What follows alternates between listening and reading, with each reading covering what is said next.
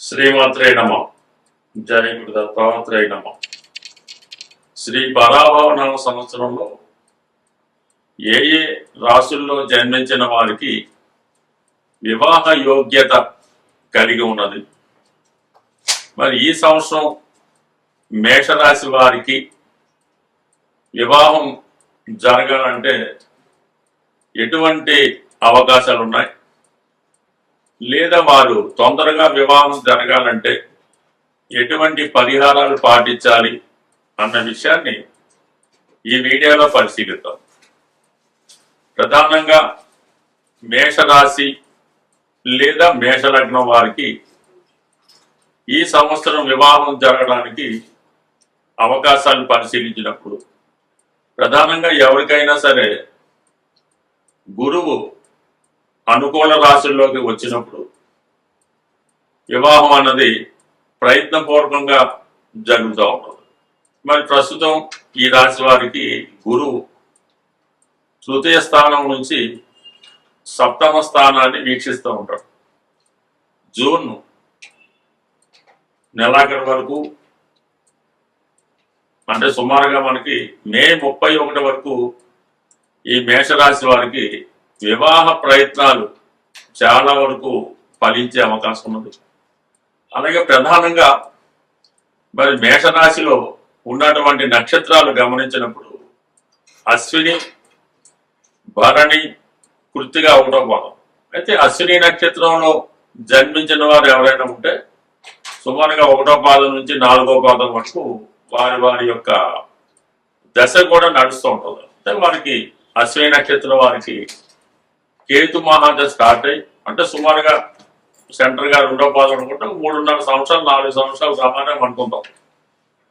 దాని తర్వాత వచ్చినటువంటి శుక్ర మహాదశ, అంటే శుక్ర మహాదశ అన్నది 20 సంవత్సరాలు ఉంటుంది. కాబట్టి ఒకవేళ మనం ఈ కేతు దశ పూర్తిగా 7 సంవత్సరాలు వేసుకున్నా శుక్రుడు 20 సంవత్సరాలు, అంటే 27వ సంవత్సరం దాటి ఉన్న వాళ్ళకి ఇప్పుడు రవి దశ నడుస్తూ ఉంటుంది. ఈ రవి మహాదశ వివాహ విషయానికి అంతగా సహకరించదు. సాధారణంగా ఉద్యోగానికి కానీ, బాధ్యతలు టేకప్ చేయడానికి కానీ, కొత్త ప్రయత్నాలు ఏమైనా వివాహాన్ని కాకుండా మిగతా వాటికి గృహ నిర్మాణం కావచ్చు, తన కుటుంబంలో మిగతా వారి యొక్క వివాహాల కోసం ప్రయత్నం చేయొచ్చు. ఈ విధంగా రవిదశ వివాహానికి చాలా వరకు సహకరించదు. అయితే రాజకీయ రంగంలో ఉన్న వారికి, ప్రభుత్వ సర్వీస్ లో ఉద్యోగం కొరకు ప్రయత్నం చేస్తున్న వారికి ఇది అనుకూలంగా ఉంటుంది. అంటే 27 నుంచి ఈ 33 మధ్యలో ఎవరైతే, అంటే వారి యొక్క పుట్టిన నక్షత్రం పాదం బట్టి దశ నడుస్తుంటది ఈ రవి దశ. రవి దశ అయినట్టునే వచ్చిన చంద్ర మహాదశలో మాత్రమే వీళ్ళకి చాలా అనుకూలంగా వివాహానికి ఇమీడియట్ గా జరుగుతూ ఉంటుంది.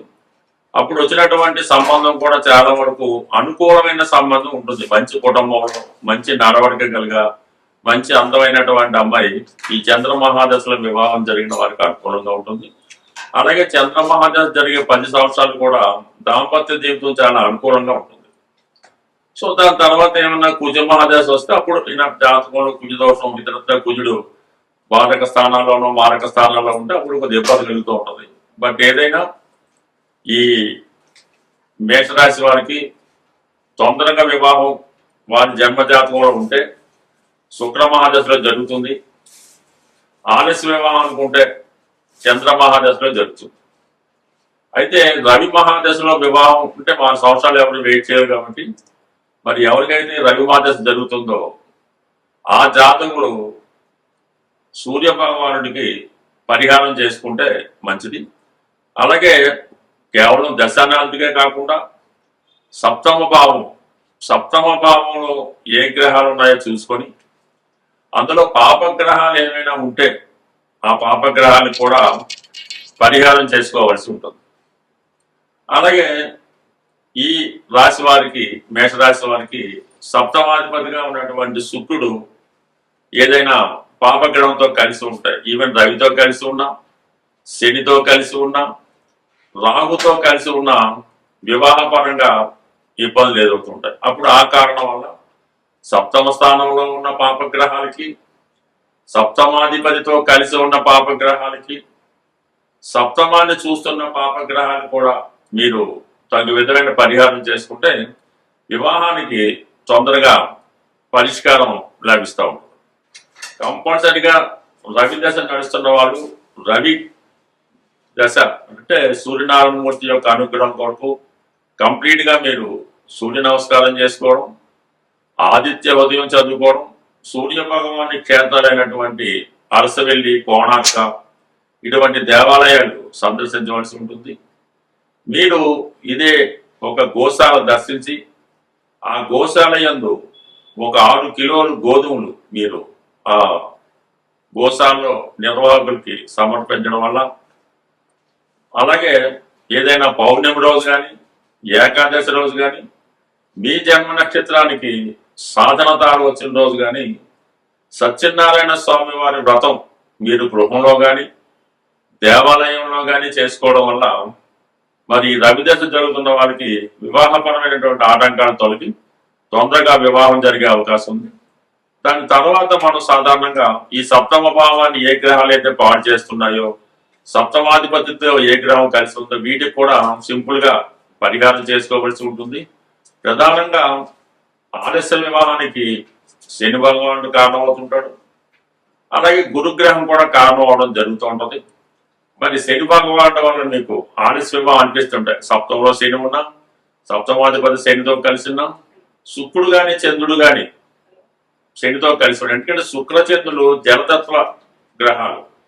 మరి ఈ జలతత్వ గ్రహాలే వివాహానికి ప్రధాన కారణం అవుతుంటాయి. కాబట్టి శని భగవానికి పరిహారం చేసుకోవాలంటే వెరీ సింపుల్. ఇంకా ప్రతి శనివారం రోజు హనుమాన్ ఆలయం దర్శించడం, హనుమాన్ని ఏదైనా తమలపాకులతో అర్చన చేయించుకోవడం కానీ వరమాల సమర్పించడం చేయడం వల్ల ఇది మనకి పరిహారం అవుతుంది. బట్ ఏదైనా మేషరాశి వారికి జాతక పరిశీలనలో పరిశీలించి సప్తమ భావాన్ని పాడు చేస్తున్నటువంటి పాపగ్రహాల్ని, ప్రస్తుతం జరుగుతున్నటువంటి దశానాథుడిని మీరు పరిహారం చేసుకుంటే ఈ రాశి వారికి మే నెలాఖరులోపు వివాహం జరిగే అవకాశం ఉంది. ఒకవేళ వివాహం మే నెలాఖరులకు జరగకపోతే మళ్ళా నవంబర్ 1వ తారీఖు నుంచి మరి సంవత్సరం ఎండింగ్ లోపల 100% జరిగి తీరుతుంది. స్వస్తి. శ్రీమాత్రే నమః. జయ గురు దత్తాత్రేయ నమః. ఈ వీడియోలో మనం ధనుసు రాశి వారికి శ్రీ పరాభవ నామ సంవత్సరంలో తొందరగా వివాహం జరగాలంటే ఏ సమయం అనుకూలిస్తుంది, ఏ గ్రహాలని పరిహారం చేసుకుంటే వివాహపరంగా ఉన్నటువంటి సమస్యలు పరిష్కారం అవుతాయన్నది ఈ వీడియోలో పరిశీలిద్దాం. ఒక జాతకుడికి ధనుసు రాశి వారికి అనుకుంటాం తొందరగా వివాహం జరగాలంటే సాధారణంగా గోచార రీత్యా గురువు యొక్క స్థితి అనుకూలంగా ఉండాలి.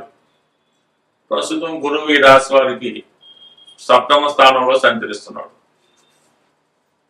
అంటే మనకి ధనుసు రాశి ధనుసు లగ్నం వారికి మే 31వ లోపు వివాహానికి చాలా అనుకూలంగా ఉంటుంది. అది దాటితే మళ్ళా అక్టోబర్ 31 నుంచి జనవరి 24 మధ్యన ఆ సమయం కూడా జాతకుడికి అనుకూలించే అవకాశం ఉంటుంది. ప్రధానంగా మరి ప్రస్తుతం జరుగుతున్నటువంటి దశ కూడా గమనించవలసి ఉంటుంది. దశానాథుడు బలంగా లేకపోయినా పాపగ్రహాలతో కలిసిన వివాహం అన్నది జరగడం కష్టం అవుతుంది.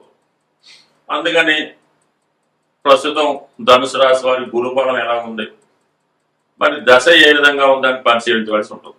మరి ప్రస్తుతం ఈ ధనుసు రాశి వారికి మూల, పూర్వాషాఢ, ఉత్తరాషాఢ. మూల నక్షత్రంలో జన్మించిన వారికి కేతు మహాదశ బాల్యంలో 7వ సంవత్సరం దాకా ఉంటుంది. అంటే పాదాన్ని బట్టి మారుతుంటుంది. శుక్ర మహాదశ 20 సంవత్సరాలు. అంటే అదృష్టం బాగుండే మంచి డెవలప్మెంట్ ఉంటాయి. శుక్ర మహాదశలో వివాహం జరిగే అవకాశం ఉంటుంది ఈ ధనుసు రాశి వారికి. అంటే ఎర్లీ మ్యారేజ్ అనుకుంటాం 90 డేస్ బట్టి 25, 25 జరిగినప్పుడు ఓకే. లేదు జరగడం లేదు, ఆ టైంలో వివాహం చేయాలనుకుంటే మాత్రం శుక్రగ్రహానికి పరిహారం చేయవలసి ఉంటుంది. శుక్రగ్రహానికి పరిహారం ఏం చేస్తాం? అమ్మవారి ఆరాధన, లక్ష్మీ అమ్మవారిని తామర కలవకులని కూడా కొన్ని ప్రాంతాలు అంటారు, వాటితో అమ్మవారికి అర్చన చేయించడం, శ్రీ సూక్తం, లక్ష్మీ స్తోత్రం, కనకదాన స్తోత్రం లాంటివి పారాయణ చేయడం, ప్రతి పౌర్ణమికి అమ్మవారికి పాయసం నివేదన నైవేద్యంగా చేసి మరి లలితా సహస్రనామం పారాయణ చేయడం వల్ల ఇది కామన్గా శుక్రమహాదశ అనుకూలించే అవకాశం ఉంది. శుక్రమహాదశ దాటితే అంటే కొంతమందికి 25లోనూ, కొంతమందికి 26లోనూ, కొంతమందికి 23లో కూడా రవి మహాదశ వస్తుంది. ఈ రవి మహాదశ వివాహానికి అంత సపోర్ట్ చేయదు ఎవరికన్నా సరే. ఒకవేళ రవి దశలో వివాహం జరిగినా కొన్ని అనుకోని ఇబ్బందులు ఎదురవుతూ ఉంటాయి. అందుకని రవి దశలో సాధారణంగా వివాహం చేయకుండా ఉంటేనే మంచిది. తప్పనిసరి పరిస్థితుల్లో చేసుకోవచ్చు రవి గ్రహానికి పరిహారం చేసి.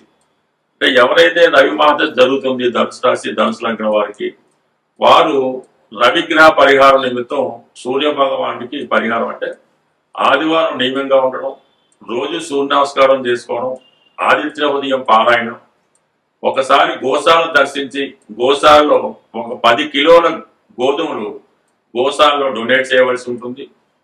ఒకసారి పౌర్ణమి రోజు లేదా ఏకాదశి రోజు మీ యొక్క తారాబలం చూసుకొని సత్యనారాయణ స్వామి వారి వ్రతం ఆచరించవలసి ఉంటుంది.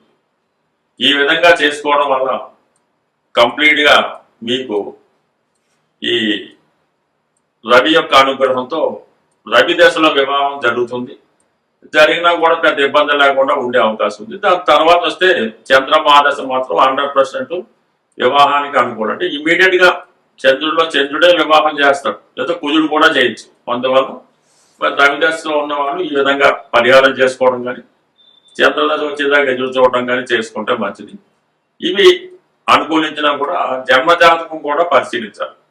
జన్మజాతకంలో ఉన్నటువంటి స్థితి అంటే సప్తమైనటువంటి మిథునంలో ఎటువంటి గ్రహాలు ఉన్నాయి, లగ్నాధిపతిగా ఉన్నటువంటి గురువు సప్తమైన మిథున రాశిలో ఉన్న, మిథున రాశి అధిపతి అయినటువంటి బుధుడు ధనుసు రాశిలో ఉన్న, అది మరి సాధారణంగా 2 వివాహాలు జరిగే అవకాశం ఉందని శాస్త్రం చెప్తారు. ఇప్పుడు మొదటి వివాహానికి అనుకోవడం లేదు, 2వ వివాహం గురించి ఆలోచించక్కర్లేదు, అందువల్ల దాని గురించి పెద్ద భయపడక్కర్లేదు. సప్తమ స్థానంలో శుభగ్రహాలను తొందరగా ఇలాంటి బుధుడు కానీ శుక్రుడు కానీ ఉంటే, చంద్రుడు ఉన్నా సరే వివాహం తొందరగా జరుగుతుంది. శని, రాహు, కేతువు, ఈవెన్ గురువు ఉన్న కొన్ని సందర్భాల్లో ఆలస్య వివాహం చేస్తూ ఉంటాడు. కాబట్టి అదే సప్తమ భావంలో ఉన్నటువంటి గురువు పైన ఏదైనా ఒక పాపగ్రహ దృష్టి ఉందా, లేదంటే సప్తమ భావం 2 పాపగ్రహాల మధ్య పడి ఉందా, లేదా గురువు 2 పాపగ్రహాల మధ్య పడి ఉన్నాడా, లేదా బుధుడు 2 పాపగ్రహాల మధ్య పడి ఉన్నాడా, అనేక విధాలుగా ఇది చెప్తాడు. ప్రధానంగా శుక్రుడు శనితో కలిసి ఎంత దగ్గరగా ఉన్నా అంత లేట్ అవుతుంది. రాహుతో కలిస్తే వివాహం స్ట్రగుల్ పడతా ఉంటాం. రవి శుక్రుడు కలిసి కంబస్ట్ అయినా వివాహం ఆలస్యం అవుతూ ఉంటుంది. ఇవన్నీ జాతక చక్రంలో ఉన్న పరిశీలించి ఏ గ్రహం వల్ల వివాహం ఆలస్యం అవుతుందో తెలుసుకొని ఆ గ్రహానికి పరిహారం చేసుకుంటే తొందరగా వివాహం జరుగుతుంది. బట్ ఏదైనా ధనుసు రాశి వారికి వివాహం ద్వారా ఒక మంచి చలాకి అందమైనటువంటి తెలివైనటువంటి భార్య రావడం జరుగుతుంది. వివాహం తర్వాత జాతకుడు జీవితంలో చాలా అభివృద్ధి చెందడం జరుగుతూ ఉంటుంది. స్వస్తి.